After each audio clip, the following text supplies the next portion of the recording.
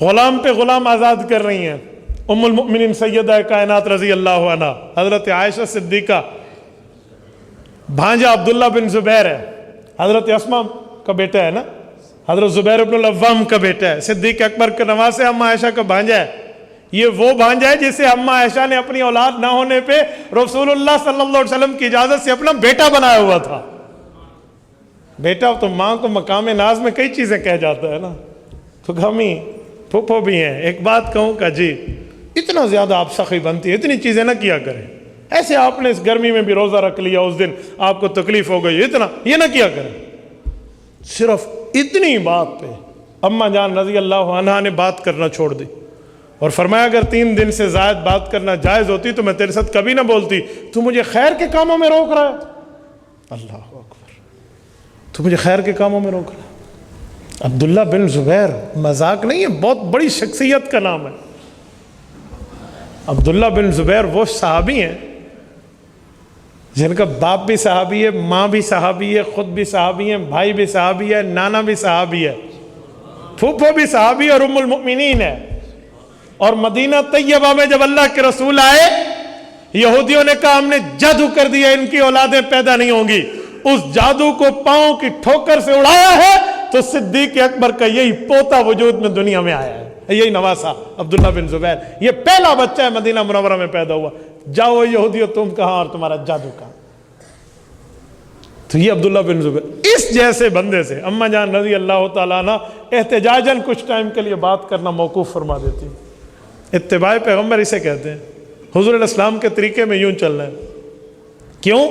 اللہ پاک کی باتیں رسول اللہ صلی اللہ علیہ وسلم کی زبان اقدس سے ان لوگوں نے اپنے دل میں اتار لی تھی، اور اتباع پیغمبر کے صدقے ان لوگوں کو وہ مقام اور مرتبہ مل چکا تھا کہ جو چاہیے ہوتا وہ ہاتھ اٹھاتے اور رب العزت عطا فرما دیتے. میرے دوستو، یہ وہ لوگ ہیں جن کی قسمیں رب نے قرآن میں کھائی ہیں. ان کے ایمان کی بدولت آج ہم اپنے ایمان کو ان جیسا کیوں نہیں کر سکتے؟ بہت نبوی کا زمانہ ضرور ہے، لیکن کلمہ تو نہیں بدلا، قرآن تو نہیں بدلا، رب کی رحمتیں تو نہیں بدلی. ہم بدلے ہیں، ہمارے قلوب بدلے ہیں، ہمارے اذہان بدلے ہیں. ہم ان کو صحیح کرنے والے بنے نا. اپنے معاملات میں دیکھنے، چھوٹے سے چھوٹے جھوٹ سے بھی بچیں. بڑا جھوٹ تو دور رہا، چھوٹا چھوٹا جھوٹ بندہ بے خیالی میں بول جاتا ہے. 1 منٹ صبر کریں پھر اس کو 10 منٹ صبر کرا دیا، یہ بھی تو جھوٹ ہے نا.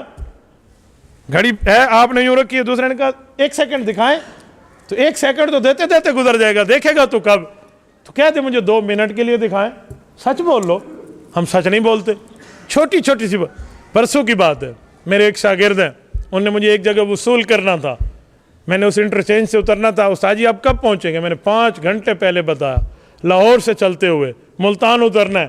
میں نے کہا جی میں 3:30 پر انشاءاللہ تعالیٰ پہنچ جاؤں گا. اور وہی ہوا، ہم 3:25 3:26 کے لگ بھگ پہنچے. 3:30 ہوا تو ہم اس جگہ تھے جس جگہ ہم نے انہیں کہا تھا. وہ نہ آئے، فون پہ فون، لیکن مصروف تھے، بہرحال نہ آ سکے. ہم اصل منزل پہ پہنچے تو وہاں مجھے ملنے آئے. استاد جی غلطی ہے، آپ معافی دے دیں. میں نے کہا جی ٹھیک ہے کوئی نہیں مسئلہ. غلطی کی وجہ کیا تھی؟ وہ اصل میں آپ کو بتانا نہیں چاہتا تھا، میں ایک جگہ مصروف تھا، میں نے کہیں ٹائم دیا ہوا تھا، تو اس وجہ سے میں نہیں آ سکتا تھا. تو میں نے کہا پھر جھوٹ کیوں بولا کہ میں آ جاؤں گا؟ کہتے آپ سے ڈر لگتا تھا. میں نے کہا آپ جھوٹ بولتے ہو، آپ کو مجھ سے ڈر نہیں لگتا. جس کو اللہ سے ڈر نہیں لگتا جھوٹ بولتے ہوئے، وہ استاد سے ڈر لگتا ہے. اسے دو نمبری باتیں نہیں ہونی چاہیے.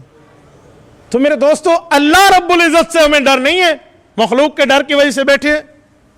ایک جگہ میں غالباً لیا تھا، ڈی اے خان اپنے ضلع سے نکلا گفتگو کرنے کے لیے، تو ہم نے راستے میں نماز عصر پڑھی. وہ جو کرائے کی گاڑی تھی اور وہاں کا ڈرائیور تھا، اس نے عصر نہیں پڑھی. میں نے اسے کہا آپ نے کیوں نہیں پڑھی؟ کہا جی مجھے وضو نہیں تھا، وضو کرنے میں ٹائم لگ جائے گا، اور آپ مجھے کہہ رہے تھے جلدی پہنچنا ہے تو اسی لیے میں نے نہیں پڑھی. میں نے کہا جی ہم نے پڑھی، آپ وضو کر لیتے. کہتے نہیں حضرت وہ ٹائم لگ جانا سی تو میں چھڑ دیتی ہے. تو میں نے کہا میرے بھائی، میری دنیا صحیح کرنے کے لیے اپنی آخرت کیوں برباد کر رہے ہو؟ یہی ہمارے اندر بہت بڑی غلطی ہے. ہم کسی کی دنیا کو اچھا کرنے کے لیے اپنی آخرت اجاڑ دیتے ہیں. جی نہیں، ہمیں کسی کی دنیا کی بہتری کے لیے آخرت نہیں اجاڑنی چاہیے. آخرت کے معاملات دیکھنے چاہیے، آخرت کا معاملہ اپنے سامنے رکھنا چاہیے. یہ تب ہے جب ہمارے اندر فکر ہوگی اور ہمارے اندر اہتمام ہوگا سنت کی پابندی کا اور شریعت کے احکام کا. ہم یوں جلسہ سننے میں آئے، بیٹھے اور سن کے چلے گئے. جی واہ واہ مولویاں تے واہ واہ آکھ دیتے ہیں، واہ واہ کر دیتے ہیں، بڑی اچھی گفتگو کیتی ہے، آپ نے 2 جملے میرے حق میں بولے، میں نے 4 باتیں آپ کے سامنے کی، نہ عمل میرا نہ عمل آپ کا، بتائیں ہمارا سننا سنانا کس فائدے کا؟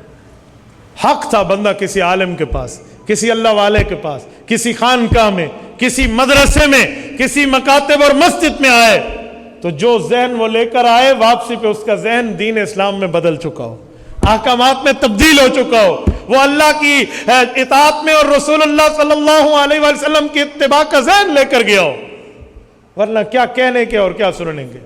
پاکستان میں ایک بہت بڑی شخصیت کی بات کرتا ہوں، بوڑھے آدمی ہیں، بزرگ ہیں، اللہ والے ہیں۔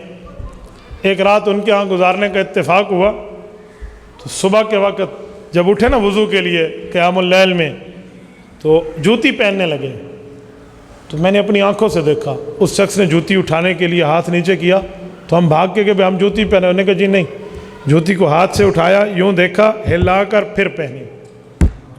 اس وقت بھی سنت کے اہتمام کو یہ بندہ نہیں بھولا، ورنہ ہم تو پاؤں سے جھٹک کے بھی دیکھ سکتے ہیں بھی کش ہے یہ کوئی نہیں بیچ، اس وقت بھی سنت کے اہتمام کو یہ بندہ نہیں بھولا۔ اللہ اکبر، اللہ اکبر، با خدا دیوانہ باش، با محمد ہوشیار۔ تو رسول اللہ صلی اللہ علیہ وسلم کے عشق کا تقاضا تو یہ تھا کہ ہمیں یہ دیکھنا پڑتا، یوں معاملات ہم دیکھتے، اپنے ہر کام میں حضور پاک علیہ السلام کے طریقے کو دیکھتے، رسول اللہ صلی اللہ علیہ وسلم کی ذات اقدس کے معاملات کو دیکھتے، تو جو مدد خالص ان کے ساتھ تھی وہ خالص ہمارے ساتھ ہوگی۔ میرے دوستو، وہ تجارت ہو، وہ معاشرت ہو، وہ معاملات ہوں، سب جگہ حضور علیہ السلام کے طریقوں کو زندہ کرنے والے بنو۔ یاد رکھیں جب ہم حضور کے طریقے کو زندہ کریں گے نا، پھر ٹینشن فری ہو جائیں گے، پھر ٹینشنیں ختم۔ یہ ٹینشنیں پیدا ہوتی تب ہیں جب ہم حضور کے طریقے کو فالو نہیں کرتے۔ کیوں؟ جب کوئی ٹینشن دے گا تو حضور علیہ السلام اپنی ٹینشن سے کیسے نپٹے تھے، تو وہ بھی طریقہ ہمارے پاس ہوگا نا۔ تو جی بسم اللہ، معاملات ٹھیک ہو جائیں گے، اس پہ کون سا مسئلہ ہے؟ آج ہم حد سے زیادہ کوئی صوفی بننے کے لیے تیار ہوتے ہیں۔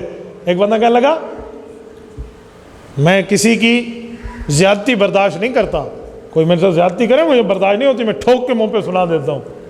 تو بھائی پھر آپ برداشت کیا کرتے ہیں؟ اچھی بات، وہ تو ہر بندہ کر جاتا ہے، برداشت کہتے ہیں اسے دوسرے کے زیادتی برداشت کرتا، نہیں میں زیادتی برداشت نہیں کرتا، مجھ سے غلط بات برداشت نہیں ہوتی، تو پھر برداشت کیا اچھی بات ہوتی ہے؟ وہ تو ہر بندے سے ہوتی ہے۔